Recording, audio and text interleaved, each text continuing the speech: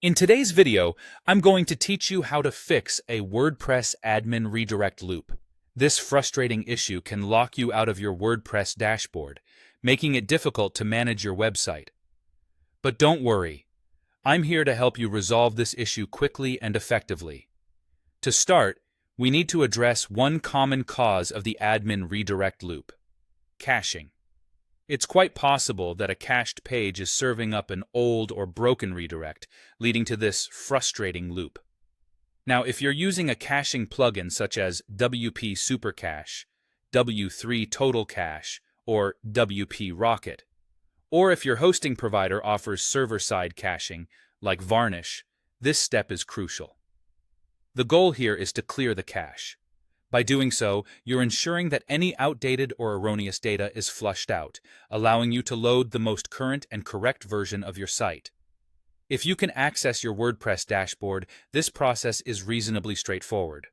First, head over to your caching plugin settings. Depending on your plugin, the wording might differ slightly, but you're essentially looking for an option labeled something like Clear All Cache or Purge All Cache. This will instruct the plugin to remove all stored cached data it has, forcing the latest version of your site to be served. If you're able to successfully clear your cache, try logging into your WordPress admin panel again. With any luck, this will have resolved the loop and provided you seamless access to your backend. However, if this doesn't solve the problem right away, don't be discouraged. There are additional troubleshooting steps available that may do the trick.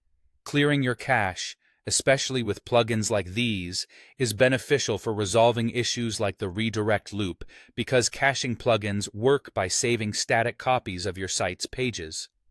These plugins usually aim to improve load speed and performance by serving these cached pages instead of generating ones every time they're requested.